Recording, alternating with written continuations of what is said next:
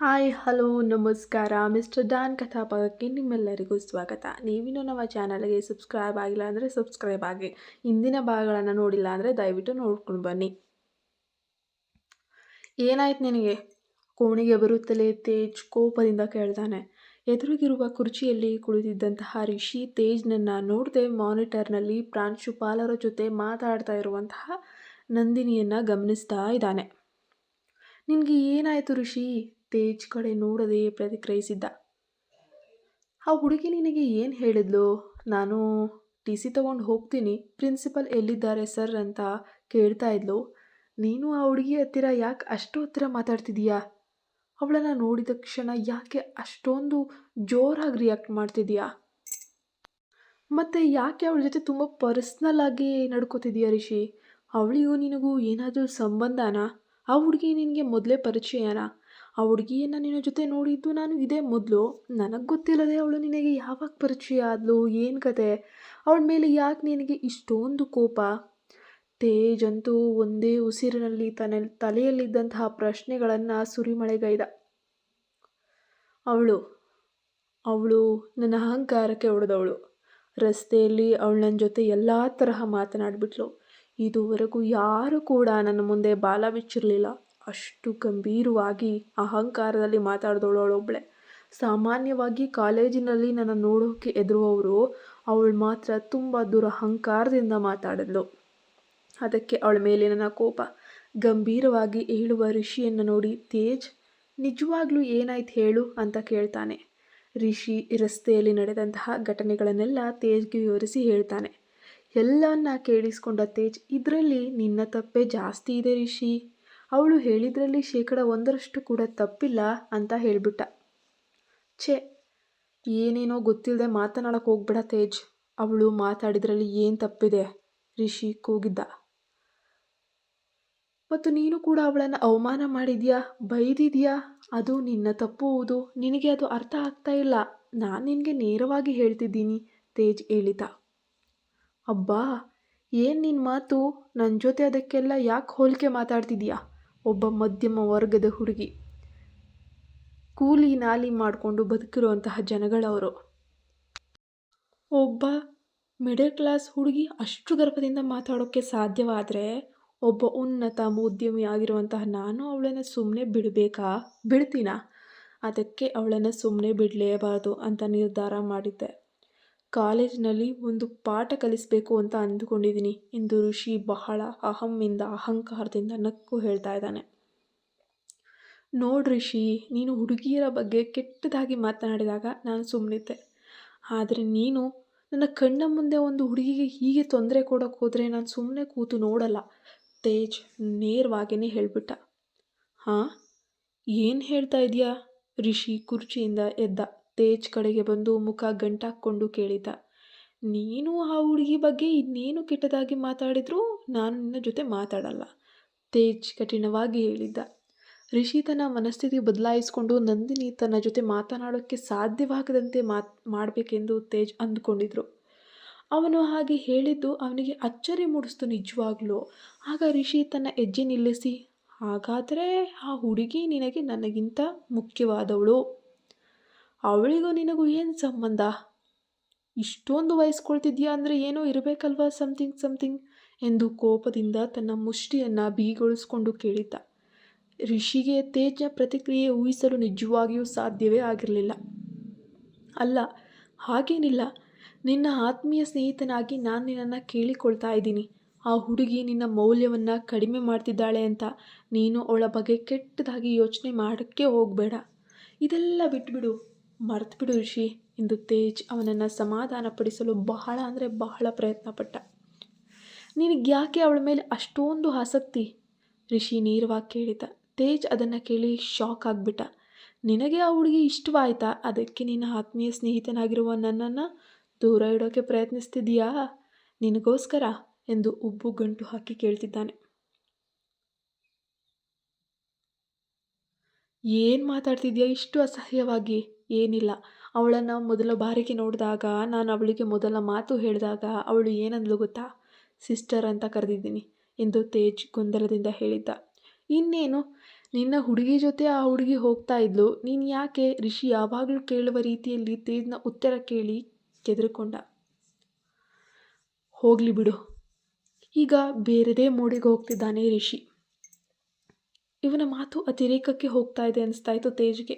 ರಿಷಿ ಬಹಳ ಉತ್ಸಾಹದಿಂದ ಯಾವುದೋ ಒಂದು ರೀತಿ ಏನೋ ಜ್ಞಾಪಕ ಬಂದ ಹಾಗೆ, ತೇಜ್, ಆ ನಂದಿನಿನ ನೋಡಿದ್ಯಾ? ಅವಳ ಅಂದ, ಚಂದ, ವಯ್ಯಾರ ಎಲ್ಲೋ ಒಂದು ಮಾಯೆ ಇದೆ. ಅವಳ ಬಾಹ್ಯ ಸೌಂದರ್ಯವನ್ನು ನೋಡಿದರೆ ನನಗೆ ಸವಿತಾ ಅವಳ ಜೊತೆನೇ ಇರಬೇಕು ಅನಿಸುತ್ತೆ. ನನಗೆ ಆಕೆ ಬೇಕು. ಇವತ್ತು ಏನಾದರೂ ಮಾಡಿ ಆಕೆ ನನ್ನನ್ನು ಗೆಸ್ಟ್ ಹೌಸ್ಗೆ ಕರ್ಕೊಂಡು ಬರ್ತೀಯಾ? ಕರ್ಕೊಂಡು ಬನ್ನಿ. ಎಲ್ಲರೂ ಒಟ್ಟಿಗೆ ಕುಳಿತು ಮಜಾ ಮಾಡಿ ರಾತ್ರಿ ಆಯಾಗಿ ಎಂಜಾಯ್ ಮಾಡಿಬಿಡೋಣ. ತೇಜ್ ತಕ್ಷಣವೇ ರಿಷಿಯ ಮಾತುಗಳನ್ನು ಕೇಳಿ ಬೆಚ್ಚಿ ಬಿದ್ದುಬಿಟ್ಟ.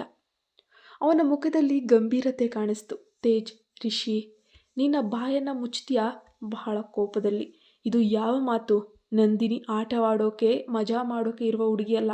ಅವಳು ಒಬ್ಬ ಗೌರವಾನ್ವಿತ ಹುಡುಗಿ. ಪಾಪ ಬಡ ಹುಡುಗಿ, ಹಳ್ಳಿಯಿಂದ ಬಂದಂಥವಳು. ನಿನಗೆ ಅವಳನ್ನು ಕೇವಲ ಬಾಹ್ಯ ಸೌಂದರ್ಯದಿಂದ ಮಾತ್ರ ನೋಡ್ತಿದ್ದೀಯಾ? ಇದು ದೊಡ್ಡ ತಪ್ಪು. ನಿನ್ನ ಆಲೋಚನೆ ತಪ್ಪು ದಾರಿಗೆ ಹೋಗ್ತಿದೆ.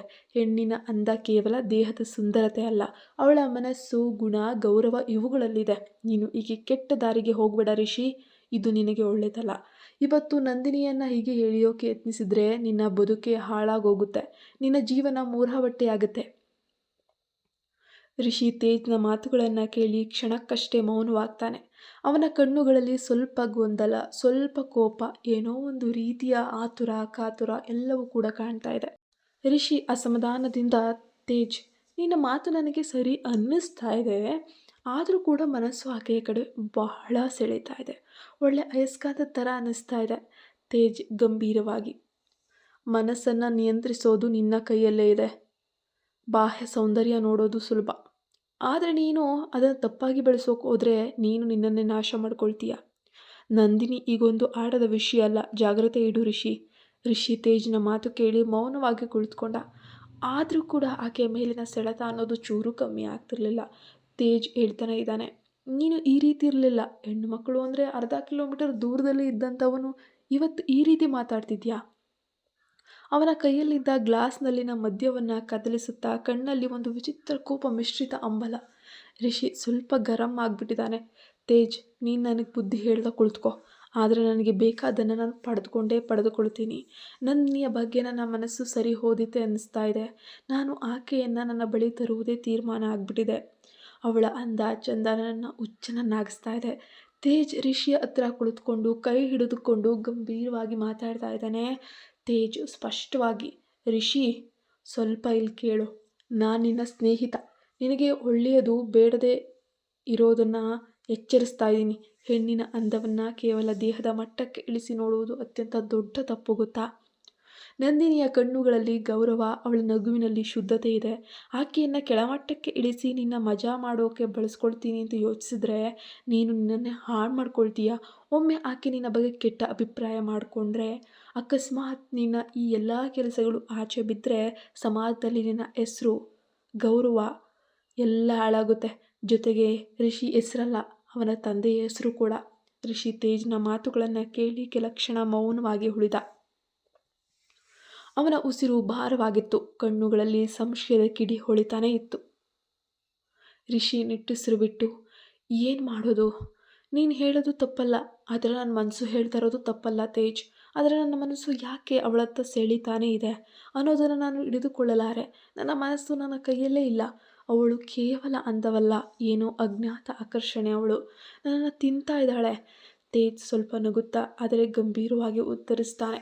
ಇಷ್ಟೆಲ್ಲ ಆದಮೇಲೂ ಈ ರೀತಿ ಹೇಳ್ತಿದ್ಯಾ ಅಂದರೆ, ತೇಜ್, ಅದು ಪ್ರೀತಿ ಇರಬಹುದು ರಿಷಿ, ಆದರೆ ನೀನು ಅದನ್ನು ಆಸೆಯ ಹಾದಿಗೆ ತಳ್ತಾ ಇದೆಯಾ.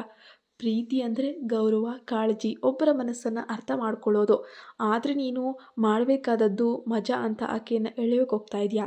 ಇವತ್ತು ನಾನು ನಿನ್ನನ್ನು ತಡಿತಾ ಇದ್ದೇನೆ, ನಾಳೆ ನೀನೇ ನಿನ್ನ ತಪ್ಪು ಹೊರೆದುಕೊಳ್ತೀಯ. ಅಲ್ಲಿವರೆಗೂ ಸ್ವಲ್ಪ ತಾಳ್ಮೆಯಿಂದ ಇರು. ಅಲ್ಲಿ ಒಂದು ಕ್ಷಣ ನಿಶಬ್ದ ಆವರಿಸಿತು.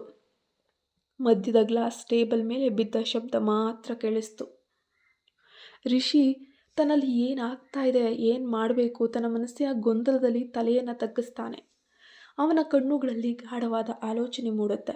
ಅವನ ಹೃದಯದಲ್ಲಿ ನಂದಿನಿಯ ಚಿತ್ರ ಹತ್ತಿರ ಹತ್ತಿರ ಬರುತ್ತಾ ದೂರವಾಗ್ತಾನೆ ಇತ್ತು. ಸರಿ.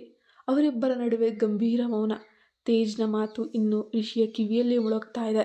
ರಿಷಿ, ನೀನು ನಂದಿನಿಯನ್ನ ಪ್ರೀತಿ ಮಾಡ್ತಿದ್ಯಾ? ನಂದಿನಿಯನ್ನ ಪ್ರೀತಿ ಮಾಡ್ತಿದ್ಯಾ? ನಂದಿನಿಯನ್ನ ಪ್ರೀತಿ ಮಾಡ್ತಿದ್ಯಾ? ಸಾವಿರಾರು ಸಲ ಕೇಳಿಸೋಕೆ ಶುರು ಮಾಡ್ತು. ತೇಜ್ ಸಂಯಮದಿಂದ, ರಿಷಿ, ಸತ್ಯ ಒಪ್ಪಿಕೊಳ್ಳೋ. ನಿನಗೆ ನಂದಿನಿ ಮೇಲೆ ಕೇವಲ ಆಕರ್ಷಣೆಯಲ್ಲ, ಇದು ಪ್ರೀತಿ. ನೀನು ತಿಳಿಯದೆ ಹೀಗೆ ಅವಳ ಕಡೆ ಸೆಳೆಯಲ್ಪಡ್ತಾ ಇದೀಯಾ. ಇದನ್ನು ಅರ್ಥ ಮಾಡ್ಕೋ. ಇದನ್ನು ಕೇಳುತ್ತಿದ್ದ ರಿಷಿ ತಕ್ಷಣ ಎದ್ಕೊಂಡ. ಅವನ ಕಣ್ಣುಗಳಲ್ಲಿ ಕೋಪದ ಜ್ವಾಲೆಯೇ ಹೊತ್ಕೊಳ್ತು. ರಿಷಿ ಹರಚುತ್ತಾ ಕಿರುಚುತ್ತಾ, ಮೌನವಾಗಿರು ತೇಜ್. ಏನು ಮಾತಾಡ್ತಿದ್ಯಾ? ಸ್ನೇಹಿತ ಅಂತ ಬಾಯಿಗೆ ಬಂದಾಗ ಮಾತಾಡ್ತೀಯಾ? ನನಗೆ ಯಾರ ಮೇಲೂ ಪ್ರೀತಿ ಇಲ್ಲ. ನಾನು ಯಾವಾಗಲೂ ನನ್ನ ಇಷ್ಟದಂತೆ ಬದುಕಿದ್ದೇನೆ. ನಂದಿನಿ ನನಗೆ ಬೇಕು ಅಂದರೆ ಬೇಕು, ಆದರೆ ಅದು ಕೇವಲ ನನ್ನ ಆಸೆ. ಅದನ್ನು ನೀನು ಪ್ರೀತಿ ಅಂದರೆ ನನಗೆ ಅದೇನು ಬೇಡ. ಪ್ರೀತಿ ಅಂದರೆ ದುರ್ಬಲರ ಆಟ. ನಾನು ಅದರಲ್ಲಿ ಬೀಳಲ್ಲ. ನನಗೆ ಆ ಕೊಚ್ಚೆಯಲ್ಲಿ ಬಿದ್ದು ಹೊರಳಾಡುವ ಆಸೆ ಖಂಡಿತ ಇಲ್ಲ. ಅದೆಲ್ಲವೂ ನಿನ್ನಂಥವರಿಗೆ. ತೇಜ್ ಶಾಂತವಾಗಿ ರಿಷಿಯ ಕೋಪವನ್ನು ನೋಡುತ್ತಾ ನಿಂತುಬಿಟ್ಟ. ಆದರೆ ಅವನ ಧ್ವನಿ ಗಟ್ಟಿಯಾಗಿಯೇ ಇತ್ತು. ತೇಜ್, ರಿಷಿ, ಕೋಪದಿಂದ ಸತ್ಯ ಬದಲಾಗುವುದಿಲ್ಲ. ನೀನು ನಂದಿನಿಯನ್ನ ನಿನ್ನಿಂದ ದೂರ ಮಾಡ್ಕೊಳ್ತಾ ಇದೀಯಾ. ಒಮ್ಮೆ ಆಕೆಯ ಕಣ್ಣಲ್ಲಿ ನೀನು ಶತ್ರುವಾಗಿ ಕಾಣಿಸ್ಕೊಂಡ್ರೆ ನಿನ್ನ ಪ್ರೀತಿಯ ಕನಸು ಕೇವಲ ಭಸ್ಮವಾಗಿ ಬಿಡುತ್ತೆ. ಇದನ್ನು ಕೇಳುತ್ತಿದ್ದಂತೆ ರಿಷಿ ಇನ್ನಷ್ಟು ತೀವ್ರವಾಗಿ ರೇಗಿದ್ದ. ಅವನ ಕೈ ಬಿಗಿದು ಮುಖ ಕೆಂಪುಗೊಂಡಿತ್ತು. ಏನಾದರೂ ಆ ಸ್ನೇಹಿತನ ಜಾಗದಲ್ಲಿ ಬೇರೆ ಯಾರಾದರೂ ವ್ಯಕ್ತಿ ಇದ್ದಿದ್ರೆ ಅವರಿಗೆ ಎರಡು ಬಾರಿಸ್ತಿದ್ನೋ ಏನೋ ಗೊತ್ತಿಲ್ಲ. ರಿಷಿ ರೌದ್ರದಿಂದ, ನೀನು ನನ್ನ ಗೆಳೆಯ ಅಲ್ಲ ತೇಜ್. ನನ್ನ ವಿರುದ್ಧ ಮಾತಾಡ್ತಿದೀಯಾ. ನೀನು ಬದಲಾಗ್ತಿದೀಯಾ. ನಂದಿನಿ ನನ್ನ ಹೃದಯದಲ್ಲಿ ಪ್ರೀತಿಯಂತೆ ಕಾಣಿಸ್ತಾಳೆ ಅಂದರೆ ನನಗೆ ಅದು ಬೇಡ. ಅವಳು ನನ್ನ ಹಂಬಲ ಅಲ್ಲ. ಅವಳು ನನಗೆ ದೊರಕದಿದ್ದರೆ ಅವಳು ನನ್ನ ಶತ್ರು. ನೆನಪಿಟ್ಕೋ ತೇಜ್, ನನ್ನ ದಾರಿಯಲ್ಲಿ ನಿಂತರೆ ನೀನು ಕೂಡ ನನ್ನ ಶತ್ರುವೇ. ಒಂದು ಸರಿಯಾಗಿ ನೆನಪಿಟ್ಕೋ.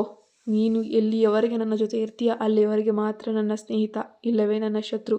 ತೇಜ್ ಅಚ್ಚರಿ ಮಿಶ್ರಿತ ನೋವಿನಿಂದ ರಿಷಿಯನ್ನು ನೋಡಿದ. ಅವನ ಕಣ್ಣುಗಳಲ್ಲಿ ಸ್ನೇಹದ ಕಾಳಜಿ, ಆದರೆ ಹೃದಯದಲ್ಲಿ ನಿಶ್ಚಲತೆ. ತೇಜ್ ಮೃದುವಾಗಿ, ರಿಷಿ, ಪ್ರೀತಿಯನ್ನು ಶತ್ರುವಾಗಿ ತಳ್ಳಿದ್ರೆ ನೀನು ನಿನ್ನನ್ನೇ ಕಳೆದುಕೊಳ್ತೀಯ. ನಿನಗೆ ಸಿಗೋದು ಗೆಲುವಲ್ಲ, ನಾಶ.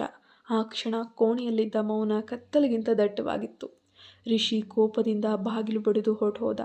ತೇಜ್ ಅಲ್ಲಿ ನಿಂತ್ಕೊಂಡು ನನ್ನ ಸ್ನೇಹಿತ ಪ್ರೀತಿ ಎಂಬ ಬೆಳಕನ್ನು ಕಾಣದೆ ಕೋಪದ ಕತ್ತಲೆಗೆ ಬೀಳ್ತಾನೋ ಎಂದು ಮನಸ್ಸಿನಲ್ಲಿ ನಿಟ್ಟುಸಿರು ಬಿಟ್ಟ. ಹಾಗೆ ರಿಷಿಯ ಮುಖಭಾವ ಒಂದು ಸೆಕೆಂಡ್ನಲ್ಲೇ ಬದಲಾಗಿದ್ದನ್ನು ನೋಡಿ ತೇಜ್ ಆಶ್ಚರ್ಯ ಮತ್ತು ಗೊಂದಲದಲ್ಲಿ ಅಲ್ಲಿಂದ ತೇಲ್ಕೊಂಡು ಹೊರಟೋದ. ರಿಷಿ ನನ್ನನ್ನು ಅಣ್ಣ ಅಂತ ಕರೆದ್ಲು. ನಾನು ಕೂಡ ಆಕೆಯನ್ನು ಅಕ್ಕ ಅಂತ ಕರೆದೆ. ಅದಕ್ಕೆ ನಾನು ಅಣ್ಣನ ಹಾಗೆ ಅವಳನ್ನು ಕಾಪಾಡಬೇಕಂತ ಅಂದ್ಕೊಂಡೆ ಅಷ್ಟೇ ಅಂತ ಮನಸ್ಸಿನಲ್ಲೇ ಅಂದ್ಕೊಂಡು ಹೊರಟ. ನಂದಿನಿ ರೇಣುವಿಗೆ ರಿಷಿಯ ಬಗ್ಗೆ ಹೇಳ್ತಿದ್ದಾಳೆ. ಅಳಬೇಡ ಪ್ಲೀಸ್ ಫ್ರೆಂಡ್, ಅಂದರೆ ಎಲ್ಲ ಕಷ್ಟ ಸುಖಗಳನ್ನು ಹಂಚ್ಕೊಳ್ತಾರೆ. ಹಾಗಾಗಿ ನಿನ್ನ ಮನಸ್ಸಿನ ಮಾತುಗಳನ್ನು ಹಂಚ್ಕೊಳ್ತಿದ್ಯಾ ಎಂದು ರೇಣು ನಕ್ಕಳು. ರೇಣು, ನಾನು ಈಗ ಹಾಸ್ಟೆಲ್ಗೆ ಹೋಗ್ತಾ ಇದ್ದೀನಿ. ನಾನು ರೆಸ್ಟೋರೆಂಟ್ಗೆ ಹೋಗಿದ್ದೆ. ನೀನು ಹೋಗು ಎಂದು ನಂದಿನಿ ಹೇಳಿದ್ಲು. ನೀನು ಯಾಕೆ ಕಾಲೇಜಿನ ಹತ್ತಿರ ಬೈಕ್ ಓಡಿಸೋದಕ್ಕೆ ಹೇಳಿಲ್ಲ? ಈಗ ನಾವು ಕಾಲೇಜನ್ನು ದಾಟ್ಬಿಟ್ಟಿದ್ದೀವಿ. ನಾನು ನಿನ್ನನ್ನು ರೆಸ್ಟೋರೆಂಟ್ ಹತ್ತಿರ ಬಿಟ್ಟು ಹಾಸ್ಟೆಲ್ಗೆ ಹೋಗ್ತೀನಿ ಎಂದು ರೇಣು ಹೇಳಿದ್ಲು. ನಿಜವಾಗ್ಲೂ? Thank you so much. ನಿಜವಾಗ್ಲೂ ನೀನು ಫ್ರೆಂಡ್ ಅನ್ನೋ ಪದಕ್ಕೆ ಸರಿಯಾದ ವ್ಯಕ್ತಿ ರೇಣು. ನಿಜವಾಗ್ಲೂ ಇಂತಹ ಸ್ನೇಹಿತರು ಸಿಗೋದು ಅತೀ ಅಪರೂಪ ಎಂದು ನಂದಿನಿ ನಗುತ್ತಾ ಹೇಳಿದ್ಲು. ರೇಣುವಿನ ಮಾತುಗಳನ್ನು ಕೇಳಿ ಅವಳ ಕಣ್ಣಲ್ಲಿ ಕೃತಜ್ಞತೆ ಎನ್ನುವುದು ತುಂಬಿ ಬಂತು. ಹೀಗೆ ಮಾತನಾಡುತ್ತಾ ರೇಣು ನಂದಿನಿಯನ್ನು ರೆಸ್ಟೋರೆಂಟ್ ಹತ್ತಿರ ಬಿಟ್ಟು ಹೋದ್ಲು. ಬಸ್ನಲ್ಲಿ ಬರ್ತೀನಿ ಅಂತ ಹೇಳಿ ರೇಣುವನ್ನು ಕಳಿಸಿದ್ಲು. ನಂದಿನಿ ರೆಸ್ಟೋರೆಂಟ್ ಒಳಗೆ ಕಾಲಿಡುತ್ತಲೇ ತಾನು ಒಂದು ದೊಡ್ಡ ಅಪಾಯದಲ್ಲಿ ಸಿಕ್ಕಾಕೊಂಡಿದ್ದೀನಿ ಅಂತ ಗೊತ್ತಿತ್ತು. ಆ ಅಪಾಯದ ಹಿಂದಿನ ವ್ಯಕ್ತಿ ರೆಸ್ಟೋರೆಂಟ್ ಮ್ಯಾನೇಜರ್ ಮದನ್. ಕಥಾಭಾಗ ಮುಂದುವರಿಯುವುದು. ಇಲ್ಲಿಯವರೆಗಿನ ಕಥೆಗಳನ್ನು ನೀವು ಮಿಸ್ ಮಾಡಿಕೊಂಡಿದ್ರೆ ಇಂದಿನ ಭಾಗಗಳನ್ನು ನೀವು ನೋಡಬಹುದು. ನಮ್ಮ ಚಾನಲ್ಗೆ ಒಮ್ಮೆ ಭೇಟಿ ನೀಡಿ ನಿಮಗೆ ಇಷ್ಟವಾದ ಕಥೆಗಳನ್ನು ನೋಡಿ. ಕತೆ ಮುಂದುವರಿಯುತ್ತೆ, ಮಿಸ್ ಮಾಡಿಕೊಳ್ಳಬೇಡಿ. ನೀವಿನ್ನೂ ನಮ್ಮ ಚಾನಲ್ಗೆ ಸಬ್ಸ್ಕ್ರೈಬ್ ಆಗಿಲ್ವಾ? ಸಬ್ಸ್ಕ್ರೈಬ್ ಆಗಿ. ಮಿಸ್ಟರ್ಸ್ ಡಾನ್ ಕಥಾಭಾಗ ಮುಂದುವರಿಯುತ್ತದೆ. ನೀವಿನ್ನೂ ನಮ್ಮ ಚಾನಲ್ಗೆ ಲೈಕ್, ಶೇರ್, ಸಬ್ಸ್ಕ್ರೈಬ್ ಆಗಿಲ್ಲ ಅಂದರೆ ಪ್ಲೀಸ್ ಸಬ್ಸ್ಕ್ರೈಬ್ ಆಗಿ. ಪಕ್ಕದಲ್ಲೇ ಕಾಣೋ ಬೆಲ್ಲೈಕನ್ನ ಪ್ರೆಸ್ ಮಾಡೋದ್ರಿಂದ ನಾನು ಹಾಕುವ ವಿಡಿಯೋ ಯಾವುದೂ ಕೂಡ ಮಿಸ್ ಆಗದೆ ನೀವು ಪ್ರತಿಯೊಂದು ವಿಡಿಯೋನ ನೀವೇ ಮೊದಲು ವಾಚ್ ಮಾಡ್ಬೋದು. Thanks for watching. Don't forget to subscribe.